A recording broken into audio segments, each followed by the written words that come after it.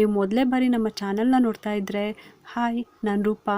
ಹಾಗೂ ನೀವು ನೋಡ್ತಾ ಇದ್ದೀರಾ ನಮ್ಮ ಕನ್ನಡ ಚಾನಲ್ ಆದ ಸ್ಮಯ ಕಲಿಕೆ. ನೀವಿನ್ನೂ ನಮ್ಮ ಚಾನಲ್ಗೆ ಸಬ್ಸ್ಕ್ರೈಬ್ ಆಗಿಲ್ಲ ಅಂದರೆ ಈ ಕೂಡಲೇ ಸಬ್ಸ್ಕ್ರೈಬ್ ಮಾಡ್ಕೊಳ್ಳಿ. ಹಾಗೆ ಪಕ್ಕದಲ್ಲಿ ಕಾಣುವ ಬೆಲ್ಲೈಕನ್ನು ಪ್ರೆಸ್ ಮಾಡಿ ಆಲ್ ಅಂತ ಟ್ಯಾಪ್ ಮಾಡೋದನ್ನು ಮರಿಬೇಡಿ.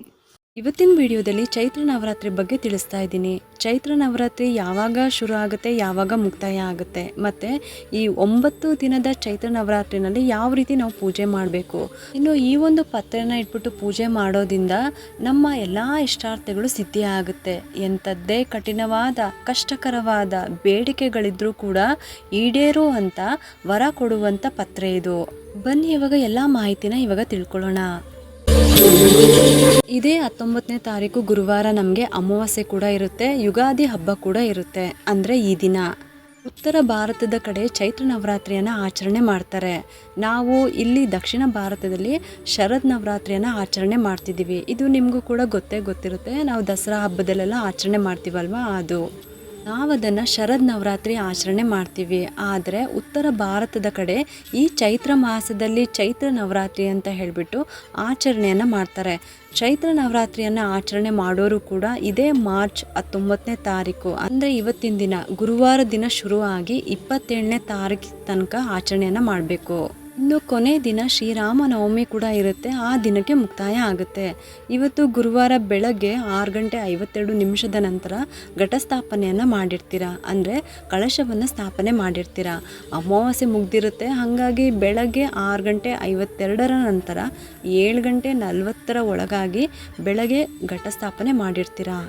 ಅಥವಾ ಬೆಳಗ್ಗೆಯಿಂದ ಎಲ್ಲ ತಯಾರಿನೂ ಮಾಡಿಕೊಂಡು ಸಂಜೆ 6 ಗಂಟೆ ನಂತರ ಕೂಡ ನೀವು ಘಟಸ್ಥಾಪನೆಯನ್ನು ಮಾಡ್ಕೋಬೋದು, ಕಳಶ ಸ್ಥಾಪನೆ ಮಾಡ್ಕೋಬೋದು, ಚೈತ್ರ ನವರಾತ್ರಿ ಪೂಜೆಯನ್ನು ಪ್ರಾರಂಭ ಮಾಡ್ಕೋಬೋದು.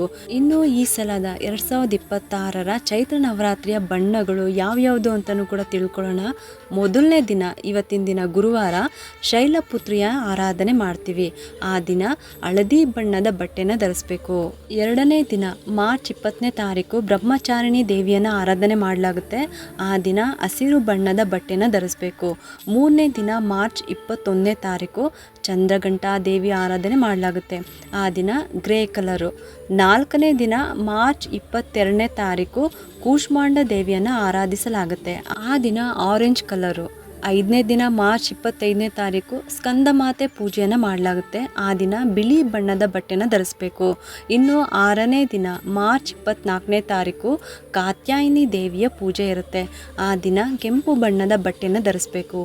ಏಳನೇ ದಿನ ಅಂದರೆ 7ನೇ ಮಾರ್ಚ್ 25ನೇ ತಾರೀಕು ಕಾಲರಾತ್ರಿ ದೇವಿಯನ್ನು ಪೂಜೆ ಮಾಡಲಾಗುತ್ತೆ. ರಾಯಲ್ ಬ್ಲೂ ಈ ಕಲರ್ನ ಬಟ್ಟೆನ ಧರಿಸ್ಬೇಕಾಗುತ್ತೆ.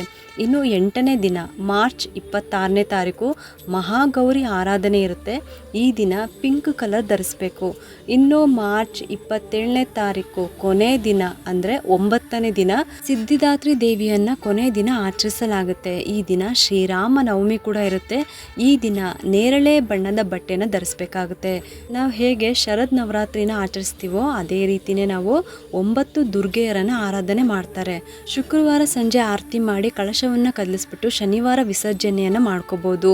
ಇವಾಗ ಉತ್ತರ ಭಾರತದ ಕಡೆ ನವರಾತ್ರಿನ ಆಚರಣೆ ಮಾಡ್ತಾರೆ. ಹಾಗಾದರೆ ನಾವೇನು ಮಾಡೋದು, ನಾವು ಯಾವ ರೀತಿ ಈ ಒಂದು 9 ದಿನಗಳ ಪೂಜೆ ಮಾಡೋದು, ಇದಂತೂ ತುಂಬಾ ವಿಶೇಷ ಮತ್ತು ಸರಳವಾದ ವಿಧಾನ ಅಂತಲೇ ಹೇಳ್ಬೋದು. ಸಾಕ್ಷಾತ್ ಪರಶಿವನೇ ಆಶೀರ್ವಾದ ಮಾಡಿ ಈ ಒಂದು ಪತ್ರೆಯನ್ನು ಚೈತ್ರ ನವರಾತ್ರಿಯಲ್ಲಿ ಯಾರೆಲ್ಲ ಈ 9 ದಿನ ದೇವ್ರಿಗೆ ಅರ್ಪಿಸ್ಬಿಟ್ಟು ಪೂಜೆ ಮಾಡ್ತಾರೋ ಅವರ ಇಷ್ಟಾರ್ಥಗಳೆಲ್ಲ ಸಿದ್ಧಿ ಆಗಲಿ. ಎಂಥದ್ದೇ ಕಠಿಣವಾದ ಕಷ್ಟಕರವಾದ ಬೇಡಿಕೆಗಳಾದರೂ ಕೂಡ ಈಡೇರುವಂಥ ವರ ಕೊಟ್ಟಿರುವಂಥ ಪತ್ರೆ ಇದು. ಹಾಗಾದರೆ ಆ ಪತ್ರೆ ಯಾವುದು ಅದನ್ನು ಕೂಡ ತಿಳ್ಕೊಳ್ಳೋಣ ಬನ್ನಿ. ಈ ಪತ್ರೆ ಹೆಸರು ದವನ ಪತ್ರೆ. ಇದನ್ನು ಮೊದಲು ದಹನ ಪತ್ರೆ ಅಂತ ಕರೀತಾ ಇದ್ರು. ಮಾತಿನ ರೂಢಿನಲ್ಲಿ ಇದನ್ನು ಬರ್ತಾ ಬರ್ತಾ ದವನ ಪತ್ರೆ ಅಂತ ಕರೆಯಲಾಯಿತು. ಈ ಚೈತ್ರ ನವರಾತ್ರಿಯಲ್ಲಿ 9 ದಿನಗಳ ಕಾಲ ನಾವು ದವನ ಪತ್ರೆಯನ್ನು ವಿಷ್ಣುವಿಗೂ ಕೂಡ ಅರ್ಪಿಸ್ಬಿಟ್ಟು ಪೂಜೆ ಮಾಡೋದ್ರಿಂದ ಭಗವಾನ್ ಶಿವ ನಮ್ಮ ಎಲ್ಲ ಬೇಡಿಕೆಗಳನ್ನು ಈಡೇರಿಸ್ತಾರೆ. ಈ ಒಂದು ಪತ್ರೆನ ನಾವು ಎಷ್ಟೋ ಸಲ ಇದನ್ನು ಪೂಜೆಗೆ ಉಪಯೋಗಿಸಿರ್ತೀವಿ. ಆದರೆ ಇದರ ಮಹತ್ವ, ಇದರ ಹಿಂದೆ ಕೂಡ ಕತೆ ಇದೆ ಅನ್ನೋದು ನಮಗೆ ಗೊತ್ತಿರೋದಿಲ್ಲ. ದೇವ್ರ ಮನೆಯಲ್ಲಿ ಈ ಒಂದೇ ಒಂದು ಕಡ್ಡಿ ಇದ್ದರೆ ಸಾಕು, ಅದು ಎಷ್ಟು ಒಳ್ಳೆ ಪರಿಮಳ ಇರುತ್ತೆ ಅಲ್ವಾ. ಇನ್ನು ಚೈತ್ರ ಮಾಸದ ಪೂಜೆಯ ವಿಧಾನನೂ ತಿಳ್ಕೊಳ್ಳೋಣ. ಇದೇ ಗುರುವಾರ ಅಂದರೆ ಇವತ್ತಿನ ದಿನ ಯುಗಾದಿ ಹಬ್ಬ. ಈ ದಿನದಿಂದ ಚೈತ್ರ ನವರಾತ್ರಿ ಕೂಡ ಪ್ರಾರಂಭ ಆಗಿದೆ. ಉತ್ತರ ಭಾರತದ ಕಡೆ ಈ ದಿನದಿಂದನೇ ಚೈತ್ರ ನವರಾತ್ರಿ ಪ್ರಾರಂಭ ಮಾಡ್ತಾರೆ. ಅದೇ ರೀತಿ ನಾವು ಕೂಡ 9 ದಿನಗಳ ಕಾಲ ಈ ಒಂದು ದವನಪತ್ರೆಯನ್ನು ದೇವರಿಗೆ ಅರ್ಪಿಸ್ಬಿಟ್ಟು ಪ್ರತಿದಿನ ಅಂದರೆ 9 ದಿನ ರಾಮನವಮಿ ತನಕ ಪ್ರತಿದಿನ ತುಪ್ಪದ ದೀಪನ ಹಚ್ಬಿಟ್ಟು ಶಿವನಿಗೆ ಅಥವಾ ವಿಷ್ಣುವಿಗೆ ಈ ಪತ್ರೆಯನ್ನು ಅರ್ಪಿಸ್ಬಿಟ್ಟು ಪೂಜೆ ಮಾಡುವಂಥದ್ದು. ಬೆಳಗ್ಗೆ ಅಥವಾ ಸಂಜೆ ಅಲ್ಲದೆ ಈ ದಿನ 9 ದಿನ ಸಂಕಲ್ಪ ಮಾಡಿಕೊಂಡು ವಿಷ್ಣು ಸಹಸ್ರನಾಮ ಪಠನೆ ಮಾಡೋದು ಕೂಡ ತುಂಬಾ ಒಳ್ಳೆಯದು. ಇದೇ ದವನ ಪತ್ರೆಯಿಂದ ಅರ್ಚನೆಯನ್ನು ಮಾಡ್ಕೊಳ್ಳಿ. ಪ್ರತಿದಿನ ವಿಷ್ಣು ಸಹಸ್ರನಾಮ ಪಾರಾಯಣ ಮಾಡೋದು ಕೂಡ ಒಳ್ಳೆಯದು. 27ನೇ ತಾರೀಕು ಶ್ರೀರಾಮನವಮಿ ಇದೆ. ಈ ದಿನದವರೆಗೂ 9 ದಿನಗಳ ಕಾಲ ನೀವು ವಿಷ್ಣು ಸಹಸ್ರನಾಮವನ್ನು ಪಾರಾಯಣ ಮಾಡ್ಕೋಬೋದು. ಕಲ್ತಿರೋಂಥವ್ರು ಪಠನೆ ಮಾಡ್ಕೊಳ್ಳಿ, ತುಂಬಾ ಒಳ್ಳೆಯದು. ಆದರೆ ಇದನ್ನು ಯುಗಾದಿ ಹಬ್ಬದ ದಿನದಿಂದ ನೀವು ಪ್ರಾರಂಭ ಮಾಡಬೇಕು. ಯುಗಾದಿ ಹಬ್ಬದಲ್ಲೂ ಸಂಜೆ ಪಾರಾಯಣವನ್ನು ಮಾಡಿ. ನಾಳೆಯಿಂದನೇ ಬ್ರಾಹ್ಮಿ ಮುಹೂರ್ತದಲ್ಲಿ ಬೆಳಗ್ಗೆ ಪಾರಾಯಣ ಮಾಡೋದು ಒಳ್ಳೆಯದು. ದವನ ಪತ್ರೆ ಅಂತೂ ಎಲ್ಲ ಮಾರ್ಕೆಟ್ನಲ್ಲೂ ಕೂಡ ಸಿಗುತ್ತೆ. ಒಂದು ಕಟ್ಟು ತಂದಿಟ್ಕೊಂಡು ಕೂಡ ಪ್ರತಿದಿನ ಪೂಜೆಗೆ ಉಪಯೋಗಿಸ್ಕೋಬೋದು. ಇನ್ನು ವಿಷ್ಣು ಸಹಸ್ರನಾಮವನ್ನು ನಾವು ಕಲ್ತಿಲ್ಲ, ಹೇಳೋದಕ್ಕೆ ಬರಲ್ಲ ಅನ್ನೋರು ಈ 2 ಸಾಲನ್ನು 3 ಸಲ ಹೇಳ್ಕೊಂಡ್ರು ಕೂಡ ಸಾಕು.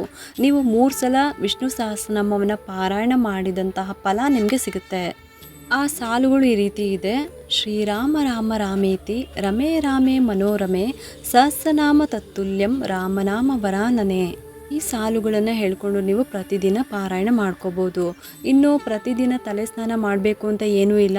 ಆದರೆ ಈ 9 ದಿನವೂ ಸಂಕಲ್ಪ ಮಾಡಿಕೊಂಡು ಈ ರೀತಿ ಪಠನೆ ಮಾಡೋದಕ್ಕೆ ಮತ್ತು ದವನ ಪತ್ರೆನ ಉಪಯೋಗಿಸ್ಕೊಂಡು ಪೂಜೆ ಮಾಡ್ತೀರಾ ಅಂತ ಅಂದರೆ 9 ದಿನವೂ ಕೂಡ ನೀವು ನಾನ್ ವೆಜ್ಜನ್ನು ಮಾತ್ರ ತಿನ್ನಬೇಡಿ. ಅದನ್ನು ಬಿಟ್ಟು ಬೇರೆ ಯಾವುದೇ ಥರ ನಿಯಮಗಳು ಏನೂ ಇಲ್ಲ. ಎಲ್ಲರೂ ದಯವಿಟ್ಟು ಮಾಡಿ. ಇಂಥ ಅವಕಾಶಗಳು ಭಗವಂತನ ಪ್ರೇರಣೆಯಿಂದನೇ ನಮಗೆ ಸಿಕ್ಕಿರೋವಂಥದ್ದು. ಈ ಥರ ಅವಕಾಶಗಳು ನಮ್ಮ ಕರ್ಮಗಳು ಕಳೆದಿದ್ರೆ ಮಾತ್ರನೇ ಸಿಗೋದು. ಹಾಗಾಗಿ ಹೇಳ್ತಾ ಇದ್ದೀನಿ, ತುಂಬಾ ಸುಲಭವಾದಂತಹ ವಿಧಾನ. ಪ್ರತಿದಿನ ಸಂಜೆ 2 ತುಪ್ಪದ ದೀಪ ಹಚ್ಬಿಟ್ಟು ನೀವು ಯಾವ ದೇವ್ರನ್ನ ಇಟ್ಬಿಟ್ಟು ಪೂಜೆ ಮಾಡ್ತೀರೋ ಆ ದೇವ್ರ ಮುಂದೆನೇ ತುಪ್ಪದ ದೀಪ ಹಚ್ಬಿಟ್ಟು ದವನ ಪತ್ರೆನ ಪೂಜೆಗೆ ಇಟ್ಬಿಟ್ಟು, ಅಂದರೆ ಆ ಫೋಟೋ ಅಥವಾ ವಿಗ್ರಹಗಳ ಮುಂದೆ ದವನ ಪತ್ರೆನ ಇಡಬೇಕು. ಈ ರೀತಿ ವಿಷ್ಣು ಸಹಸ್ರನಾಮವನ್ನು ಪಾರಾಯಣ ಮಾಡೋದು ತುಂಬಾ ಸುಲಭವಾದಂತಹ ವಿಧಾನ. ಆ ಭಗವಂತ ನಮಗೆ ಪ್ರತಿಯೊಂದಕ್ಕೂ ಕೂಡ ಸುಲಭವಾದ ದಾರಿನ, ಸುಲಭವಾದ ಪರಿಹಾರನ ಕೊಟ್ಟಿದ್ದಾರೆ. ನಾವು ಅದನ್ನು ಗಮನಿಸ್ಕೊಂಡು ಉಪಯೋಗಿಸ್ಕೋಬೇಕು ಅಷ್ಟೇ. ಇದು ಕೂಡ ಹಾಗೆಯೇ ತುಂಬಾ ಸುಲಭವಾದ ವಿಧಾನ. ಈ ಚೈತ್ರ ನವರಾತ್ರಿಯಲ್ಲಿ ಶ್ರೀರಾಮನ ಆರಾಧನೆ ಮತ್ತು ವಿಷ್ಣು ಸಹಸ್ರನಾಮವನ್ನು ಮಾಡ್ತಾ ಆ ದವನ ಪತ್ರೆಯನ್ನು ಪ್ರತಿದಿನ ಪೂಜೆ ಮಾಡಿ. ಎಂಥದ್ದೇ ಕಷ್ಟಕರವಾದಂತಹ ಕಠಿಣವಾದ ಕೋರಿಕೆ ಬೇಡಿಕೆ ಇದ್ದರೂ ಕೂಡ ಆ ಭಗವಂತ ಈಡೇರಿಸ್ತಾರೆ. ಈ ಒಂದು ಪತ್ರೆನ ಮೊದಲು ದಹನ ಪತ್ರೆ ಅಂತ ಕರೀತಾ ಇದ್ರು. ಮಾತಿನ ರೂಢಿನಲ್ಲಿ ಇದನ್ನ ಬರ್ತಾ ಬರ್ತಾ ದವನ ಪತ್ರೆ ಅಂತ ಕರೆಯಲಾಯಿತು. ಪುರಾಣದ ಪ್ರಕಾರ ಸತೀದೇವಿ ತನ್ನ ತಂದೆಯ ಮನೆಗೆ ಹೋದಾಗ ಅಲ್ಲಿ ಆದಂತಹ ಅವಮಾನವನ್ನು ಸಹಿಸಲಾರದೆ ಅಗ್ನಿಕುಂಡಕ್ಕೆ ಹಾರಿಬಿಡ್ತಾರೆ, ತನ್ನ ಪ್ರಾಣವನ್ನು ಬಿಡ್ತಾರೆ. ಇದನ್ನು ಕೇಳಿದಂತಹ ಪರಶಿವನು ಕೋಪ ಮತ್ತು ದುಃಖವನ್ನು ಸಹಿಸಲಾಗದೆ ತಪಸ್ಸಿಗೆ ಕುಳಿತುಕೊಳ್ತಾರೆ. ಹೇಗಾದರೂ ಮಾಡಿ ಪರಶಿವನನ್ನು ಎಚ್ಚರಗೊಳಿಸಬೇಕು, ಸೃಷ್ಟಿಯ ಕಾರ್ಯ ಮುಂದುವರಿಸಬೇಕು. ಹಾಗೆ ಸತೀದೇವಿ ಅವರ ಮುಂದಿನ ಅವತಾರದಲ್ಲಿ ಪಾರ್ವತಿ ದೇವಿಯಾಗಿ ಅವತಾರವನ್ನು ಎತ್ತಿರ್ತಾರೆ. ಅವರಿಬ್ಬರು ಮದುವೆ ಆಗಬೇಕು. ಹಾಗಾಗಿ ತಪಸ್ಸಿನಿಂದ ಶಿವನನ್ನು ಎಚ್ಚರಿಸೋ ಸಲುವಾಗಿ ರತಿ ಮನ್ಮಥರು ಪ್ರಯತ್ನ ಪಡ್ತಾ ಇರ್ತಾರೆ. ಇದನ್ನೆಲ್ಲ ನೀವು ಕಥೆಗಳಲ್ಲೂ ಕೂಡ ಕೇಳಿರ್ತೀರ. ಎಷ್ಟು ಪ್ರಯತ್ನ ಪಟ್ಟರು ಶಿವ ಎಚ್ಚರ ಆಗೋದೇ ಇಲ್ಲ. ಆಗ ಮನ್ಮಥ ಏನು ಮಾಡ್ತಾರೆ, ಅವರ ಬಾಣವನ್ನು ಬಿಡ್ತಾರೆ. ಮನ್ಮಥ ಬಾಣವನ್ನು ಬಿಟ್ಟು ಅವರನ್ನು ಎಚ್ಚರಗೊಳಿಸೋದಕ್ಕೆ ಪ್ರಯತ್ನ ಮಾಡ್ತಾರೆ. ಆದರೆ ಎಚ್ಚರಗೊಂಡಂತಹ ಶಿವ ತುಂಬನೇ ಕೋಪದಿಂದ ತನ್ನ 3ನೇ ಕಣ್ಣನ್ನು ತೆರೆದುಬಿಟ್ಟು ಮನ್ಮಥನನ್ನು ಭಸ್ಮ ಮಾಡ್ತಾರೆ. ಆಗ ರತಿದೇವಿಗೆ ತುಂಬನೇ ದುಃಖ ಆಗುತ್ತೆ. ಪರಶಿವನ ಹತ್ರ ಇದೇ ವಿಚಾರವನ್ನೆಲ್ಲ ಹೇಳಿಬಿಟ್ಟು, ಇದರಲ್ಲಿ ಮನ್ಮಥನದು ಏನೂ ತಪ್ಪಿಲ್ಲ, ಲೋಕ ಕಲ್ಯಾಣಕ್ಕಾಗಿ ನಿಮ್ಮನ್ನು ಎಚ್ಚರಿಸಬೇಕಾಗಿತ್ತು, ಹಾಗಾಗಿ ಈ ರೀತಿ ಮಾಡಿದ್ವಿ, ಅದಕ್ಕಾಗಿ ಅವರನ್ನು ಬದುಕಿಸಲೇಬೇಕು ಅಂತ ತುಂಬನೇ ಪ್ರಾರ್ಥನೆ ಮಾಡ್ಕೊಳ್ತಾರೆ. ಆಗ ಪರಶಿವ ಶಾಂತನಾಗಿ ಒಂದು ವರವನ್ನು ಕೊಡ್ತಾರೆ. ಈ ಒಂದು ಭಸ್ಮವನ್ನು ಇಟ್ಕೊಂಡು 9 ದಿನ ನೀನು ಭಗವಾನ್ ವಿಷ್ಣುವನ್ನು ಆರಾಧನೆ ಮಾಡು, ಆಗ ಅವನಿಗೆ ಪುನರ್ಜೀವ ಬರುತ್ತೆ ಅಂತ ಹೇಳ್ತಾರೆ. ಆಗ ರತಿದೇವಿ ಮನ್ಮಥನ ಭಸ್ಮವನ್ನು ಮುಂದೆ ಇಟ್ಕೊಂಡು ಶ್ರೀಹರಿಯನ್ನು ಆರಾಧನೆ ಮಾಡೋದಕ್ಕೆ ಶುರು ಮಾಡ್ತಾರೆ. ದುಃಖವನ್ನು ತಡೆಯಲಾರದೆ ಪೂಜೆ ಮಾಡುವಂಥ ಸಮಯದಲ್ಲಿ ರತಿದೇವಿಯ ಕಣ್ಣಿಂದ ಇದ್ದಂತಹ ಕಣ್ಣೀರು ಆ ಭಸ್ಮದ ಮೇಲೆ ಬಿದ್ದು ಅದರಲ್ಲಿ ಗಿಡಗಳು ಹುಟ್ಕೊಳ್ಳುತ್ತೆ. ಒಳ್ಳೆ ಸುವಾಸನೆ ಬರುವಂಥ ಗಿಡ ಅದು. ಅದನ್ನು ನೋಡಿದಂತಹ ರುದ್ರದೇವನು ತುಂಬನೇ ಸಂತೋಷಗೊಂಡು ಆ ಪತ್ರೆಗಳನ್ನು ಕೈಯಲ್ಲಿ ತಗೊಂಡ್ಬಿಟ್ಟು ಇನ್ನು ಮುಂದೆ ಈ ಚೈತ್ರ ನವರಾತ್ರಿಯಲ್ಲಿ 9 ದಿನಗಳ ಕಾಲ ಯಾರು ಈ ಪತ್ರೆಗಳನ್ನು ನನಗೆ ಅರ್ಪಿಸ್ಬಿಟ್ಟು ಪೂಜೆ ಮಾಡ್ತಾರೋ ಅವರ ಇಷ್ಟಾರ್ಥಗಳು ಅಂದರೆ ಎಂಥದ್ದೇ ಕಷ್ಟಕರವಾಗಿರಲಿ ಕಠಿಣವಾಗಿರಲಿ ಅದನ್ನು ನಾನು ಈಡೇರಿಸ್ತೀನಿ ಅಂತ ಹೇಳಿ ವರವನ್ನು ಕೊಡ್ತಾರೆ. ಒಂದು ಚೈತ್ರ ನವರಾತ್ರಿಯಲ್ಲಿ 9 ದಿನಗಳ ಕಾಲ ನಾವು ದವನ ಪತ್ರೆಯನ್ನು ಇಟ್ಬಿಟ್ಟು ಪೂಜೆ ಮಾಡೋದ್ರಿಂದ ನಮ್ಮ ಇಷ್ಟಾರ್ಥಗಳೆಲ್ಲ ಈಡೇರುತ್ತೆ. ಒಂದು ಕಥೆಯ ಮಹತ್ವ ನಿಮಗೆ ಗೊತ್ತಾಯಿತು ಅಂತ ಅನ್ಕೊತೀನಿ. ಅನಂತರ ಮನ್ಮಥನಿಗೆ ಬೇಗ ಶಾಪದಿಂದ ಪುನರ್ಜನ್ಮ ಸಿಗುತ್ತೆ. ಇನ್ನು ಈ ಪತ್ರೆ ದಹನ ಪತ್ರೆ, ಯಾಕಂದರೆ ಮನ್ಮಥನ ಭಸ್ಮದಿಂದ ರತಿದೇವಿಯ ಕಣ್ಣೀರಿನಿಂದ ಹುಟ್ಟಿದಂತಹ ಈ ಗಿಡ ದಹನ ಪತ್ರೆ ಅಂತ ಹೆಸರುವಾಸಿ ಆಯಿತು. ಆದರೆ ಕಾಲಕ್ರಮೇಣ ಜನರ ಬಾಯಿಂದ ಬಾಯಿಗೆ ಆ ಹೆಸರು ಹರಿದಾಡ್ತಾ ಅದು ದವನ ಪತ್ರೆ ಅಂತ ಆಯಿತು. ಈಗ ನಿಮಗೆ ಗೊತ್ತಾಗಿದೆ ಅಲ್ವಾ ದವನ ಪತ್ರೆ ಯಾವುದು ಅಂತ. ಇದಿಷ್ಟು ಕೂಡ ಚೈತ್ರ ನವರಾತ್ರಿಯ ಆಚರಣೆ. ಚೈತ್ರ ನವರಾತ್ರಿಗೆ ಯಾವ ರೀತಿ ಪೂಜೆ ಮಾಡಬೇಕು, ಯಾವ್ಯಾವ ಬಣ್ಣದ ಸೀರೆನ ಉಟ್ಕೋಬೇಕು, ಯಾವ ಪತ್ರೆನ ಇಟ್ಬಿಟ್ಟು ನಾವು ಪೂಜೆ ಮಾಡೋದ್ರಿಂದ ನಮ್ಮ ಎಲ್ಲ ಇಷ್ಟಾರ್ಥಗಳು ಈಡೇರುತ್ತೆ ಅಂತ ಈ ವಿಡಿಯೋದಲ್ಲಿ ಸಂಕ್ಷಿಪ್ತವಾಗಿ ವಿವರವಾಗಿ ತಿಳಿಸ್ಕೊಟ್ಟಿದ್ದೀನಿ.